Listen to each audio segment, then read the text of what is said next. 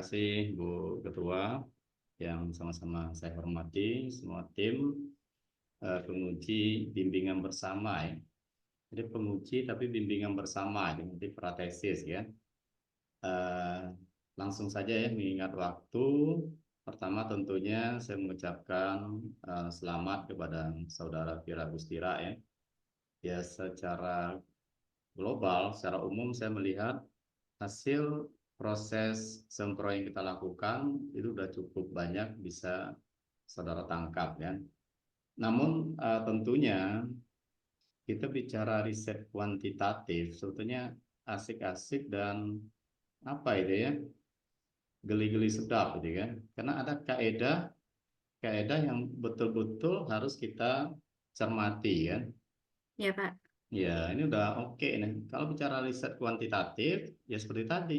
Tadi Bu Ketua baru mempertanyakan teori gitu kan. Memang itu suatu keniscayaan teori itu harus ada ya. Secara umum teori itu harus ada dua ya kalau dalam kuantitatif kan. Grand teori. Nah ini Anda menyampaikan trade-off teori kan. Kayaknya kalau saya telusuri trade-off teori ini bicara hanya struktur modal. Kalau bicara struktur modal itu ada namanya modal eksternal dan modal internal Ya, kan. benar. Ya, Bagaimana mereka mengatur komposisi ya. Nah, sedangkan kamu ini kan isunya bukan bicara modal sini kan. Tapi bicaranya adalah isu utama dalam riset kuantitatif itu adalah di Y. Tapi bicaranya adalah profitabilitas ya. Maka untuk membangun profitabilitas tentu ada berbagai faktor yang mempengaruhi. Nah, itu yang dikatakan sebagai teori ya. Apa faktor yang mempengaruhi profit tadi? Maka grand teori harus kita cari teori yang relevan dengan profit.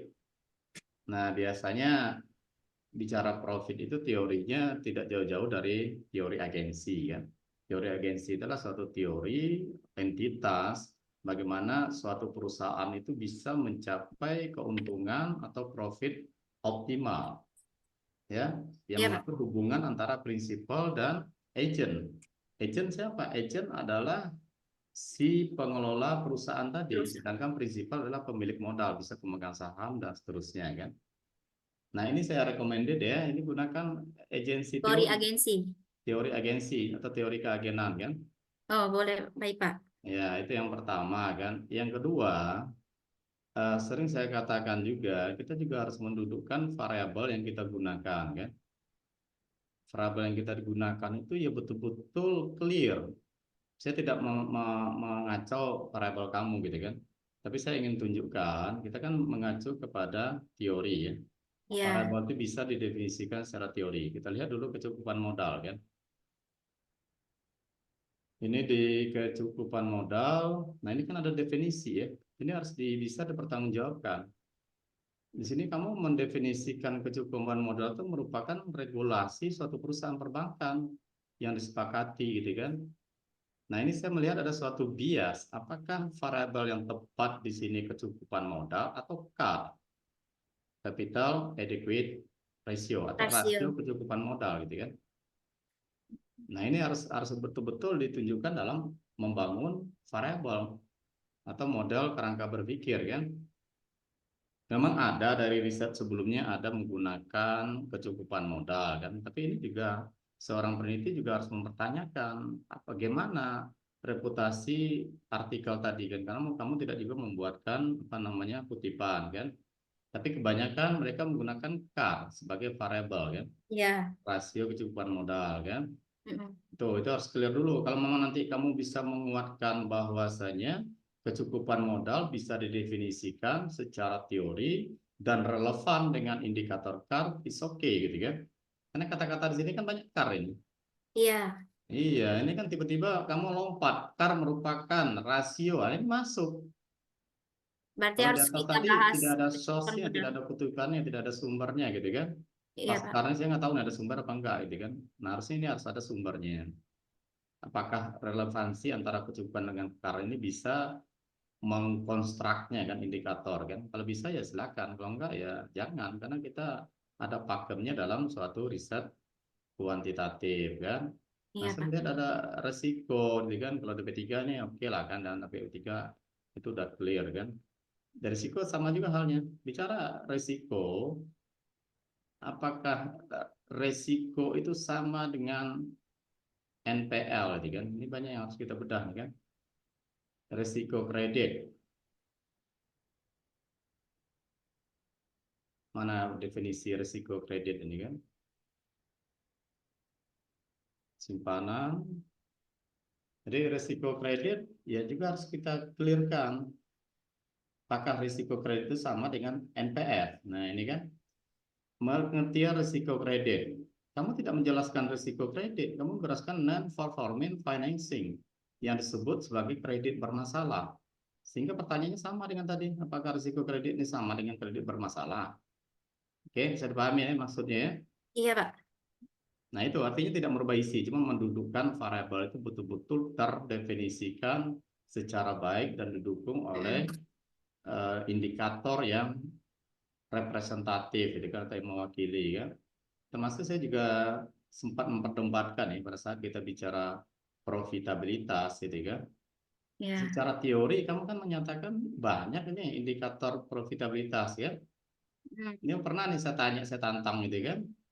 Ini kan rasio profitabilitas itu ada banyak indikator atau mengukurnya, gitu kan. ROA, kamu sendiri yang buat ya, saya mengacu kepada kamu ya. Iya, Berarti Pak. sebetulnya di tempat kamu, sebetulnya masih banyak lagi rasio yang lain.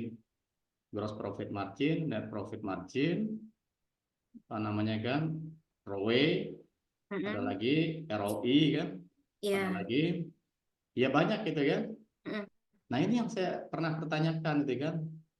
Tidak bisa kita menjustis ngambil ROA Nah, untuk merefleksikan atau dijadikan indikator untuk membangun variabel profit, gitu kan. Dari penelitian terdahulu pun saya lihat Anda banyak yang menggunakan langsung ROA, gitu kan. Nah, kenapa itu kan? Jangan nanti jadi pertanyaan, gitu kan. Semuanya itu harus ada dasarnya. Kecuali profit itu hanya diukur oleh ROA tadi kan. Kalau kita menggunakan return on asset, gitu kan. mm-mm. Gitu ya, kita harus duduk dulu. Kalau udah duduk itu, yang nama penelitian kuantitatif, Anda udah 99% selesai. Tinggal mengurainya kan. Mengurai itu maksud saya ya dibingkai dari pisau analisis atau model penelitian atau kerangka berpikir dalam riset kuantitatif itu suatu keniscayaan yang betul-betul berlandaskan kepada teori dan logically, ya. Setelah itu baru kita bangun latar belakangnya, apa fenomena gapnya udah oke ya, fenomena gap dengan riset gap udah oke kan. Cuma saya melihat belum komprehensif, masih sedikit membagongkan kata orang. Kenapa Kesenjangan. membagongkan? Ya karena belum bisa dimaknai, orang yang membaca itu teridentifikasi secara baik ya. Idealnya dan harusnya pada saat kita membaca proposal, siapapun itu kan akan merasakan sesuatu yang real sebagai fenomena gapnya. Contoh satu aja gitu kan. Iya, Pak. Ini kenapa nggak disampaikan? Ini cara cara penyajiannya udah oke kan. Anda bicara di sini kan ROA atau profitabilitas kan. Profitabilitas itu boleh kita ekspor dalam bentuk data yang sifatnya menunjukkan ada gap fenomena. Bicara gap fenomena tentu bicara Dasolen dan Dasein. Dasolen dalam ROA sebaiknya kan harus tinggi kan, tapi Daseinnya tidak sesuai. Tapi kita cukup Keadaan. sampaikan identifikasi masalah itu dalam satu kalimat. Jadi tidak membagongkan kan, begitu juga yang lain kan. Iya, Pak. Nah, konsekuensinya apa? Indikator masalah itu, indikator penelitian itu juga harus termaktub di sini. Anda menggunakan rumus teh botol sosro di sini kan? Tahu teh botol sosro itu apa rumusnya?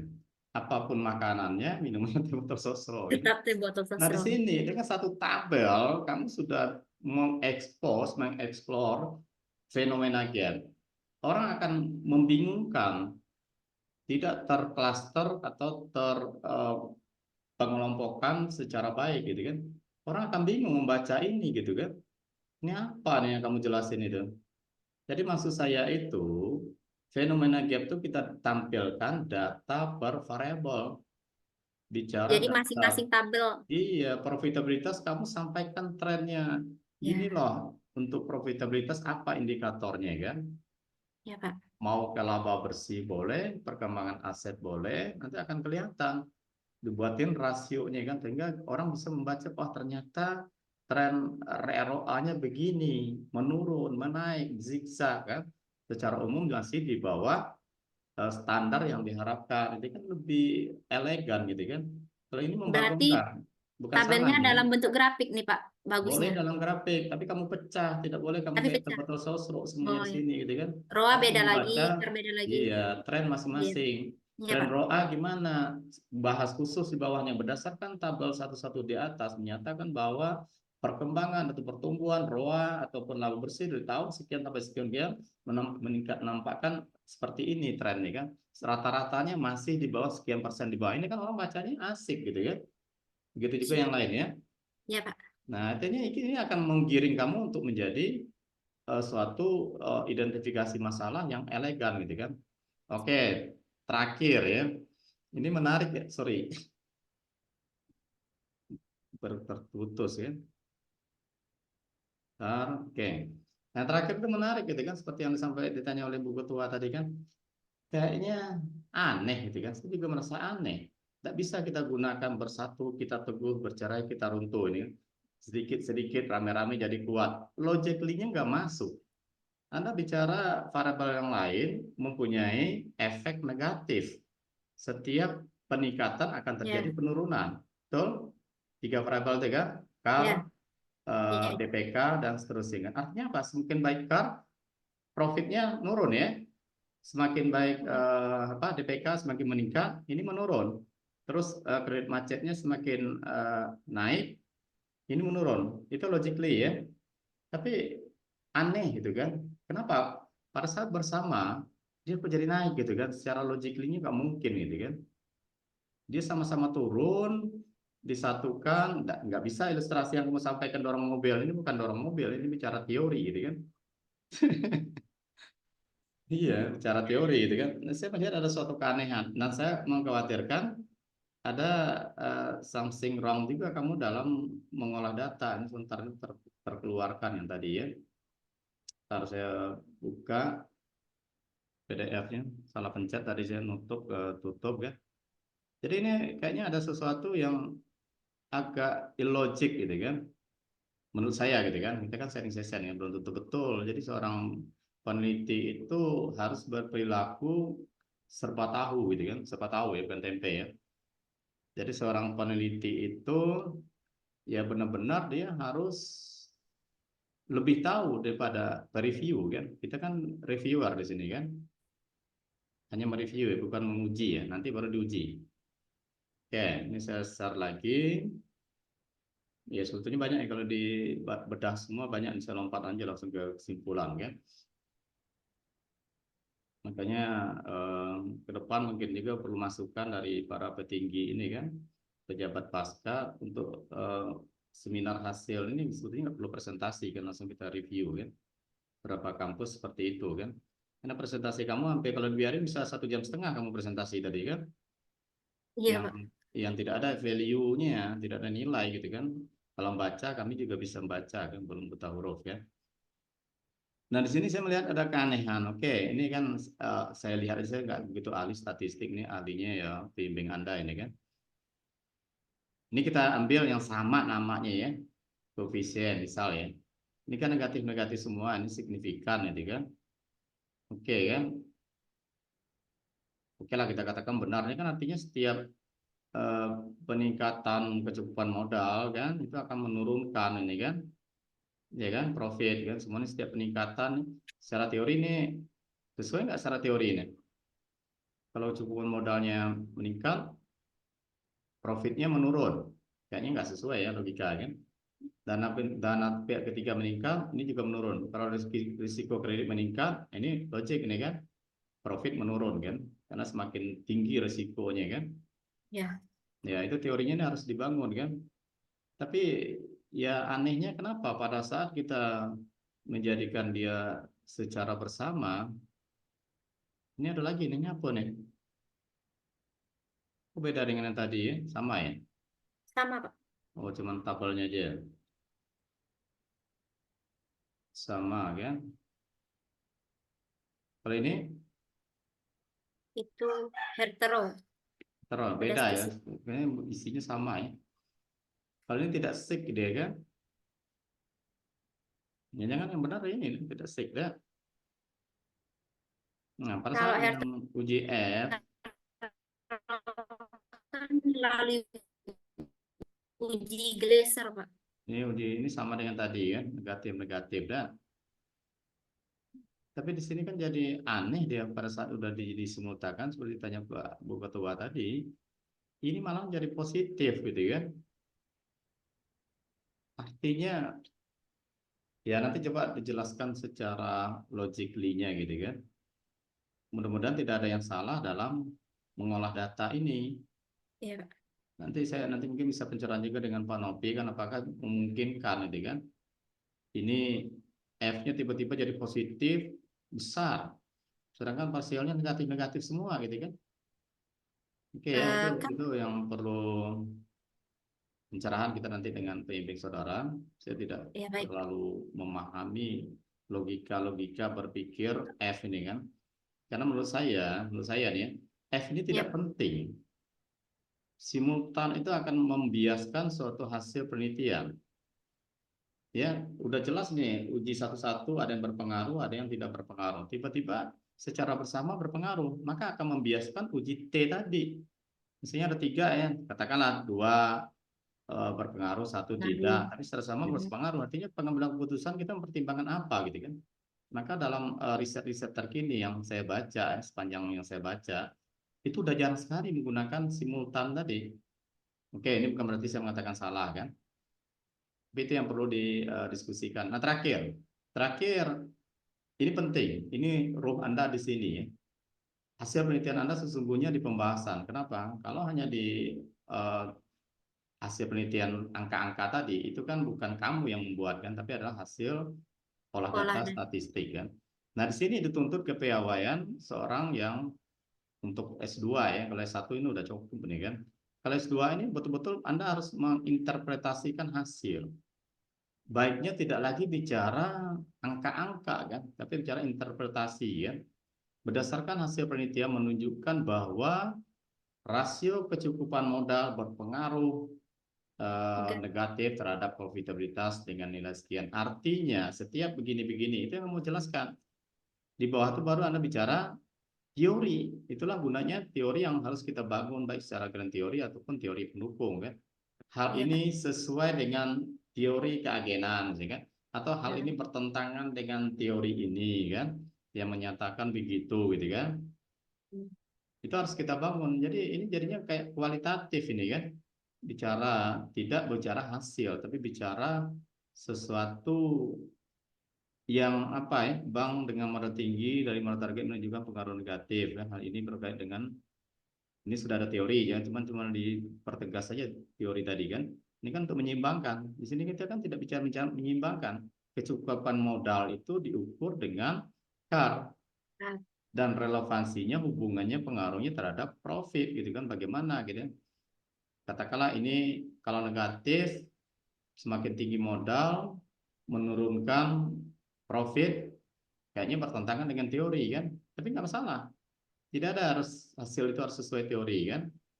Kita ambil dukungan hasil penelitian sebelumnya. Hasil penelitian yang relevan, apakah ada orang yang meneliti yang senada dengan hasil penelitian kamu bahwa semakin tinggi CAR akan menurunkan profit gitu kan. Kamu harus perkuat gitu kan.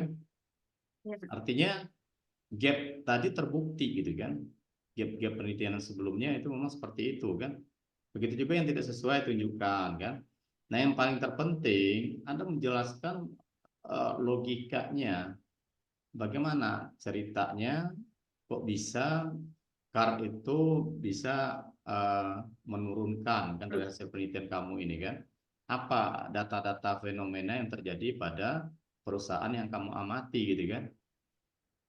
Disitulah yang harus diperbanyak kamu memperkuat logika hasil penelitian. Ini udah bertentangan dengan teori nih, tapi ada juga hasil penelitian yang mendukung kan. Namun kamu Hmm. harus jelaskan, kamu melawan teori harus menjelaskan kenapa itu terjadi. tentu tidak menggunakan wawancara atau pendapat kamu kan, tapi menggunakan data yang kamu gunakan. Kamu harus Ya, ngulik lagi karnya seperti apa kan.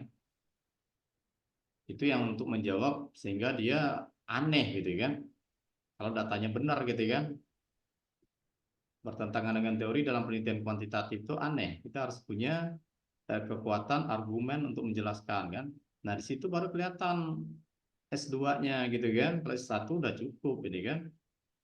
Ini kan cerita aja tingginya CAR menyiratkan bahwa modal ini nggak perlu kita bahas. Tingginya CAR menyiratkan bahwa modal bank sangat besar, menyiratkan bahwa bank belum efektif. Nggak seperti itu. Kita harus memberikan suatu argumentasi dengan CAR-nya meningkat, itu akan menurunkan laba atau profit.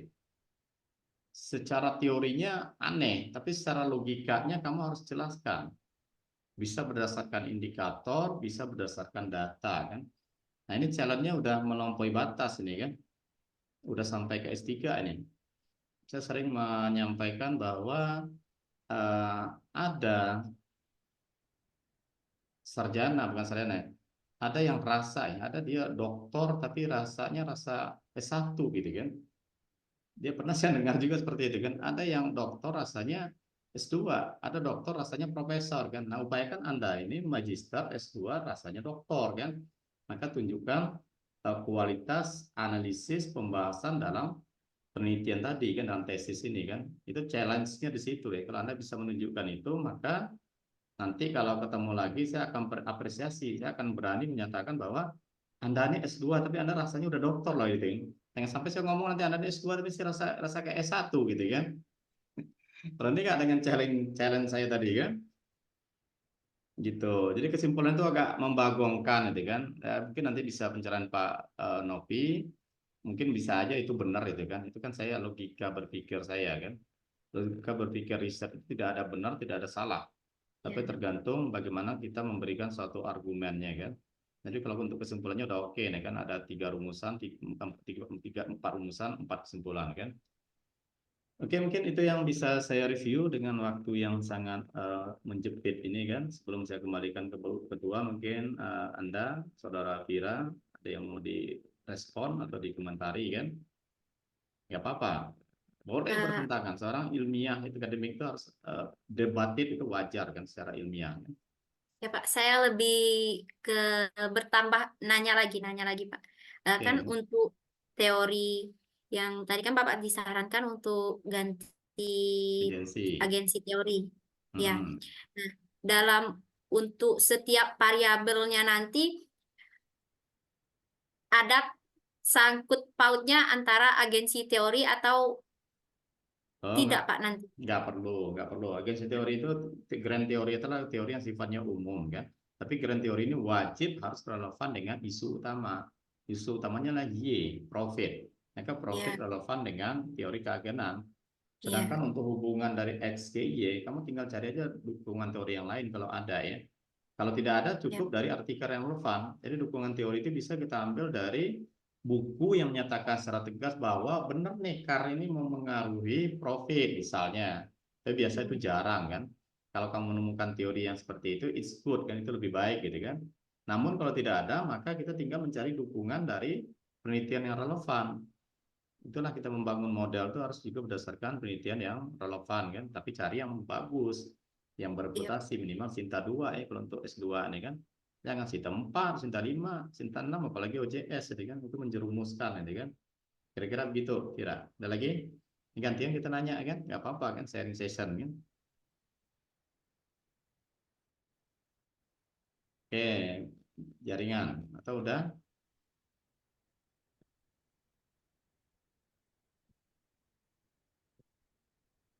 Gimana Mbak Vira? Sampai sini cukup mengerti. Oke, Kalau boleh di ya luar siap. kesempatan sharing sama Bapak. Oke, siap. Nggak apa-apa kan. Oke, baik. Selamat sekali lagi, Vira. Mudah-mudahan ini bisa sedikit memberikan suatu nilai kan, meningkatkan kualitas tesis biar rasanya nanti seperti doktor gitu kan. Bisa lanjut ke hal yang lebih tinggi lagi ya. Demikian dari saya, mohon maaf jika ada yang kurang. Saya kembalikan kepada Bu Ketua. Silakan, Bu Ketua.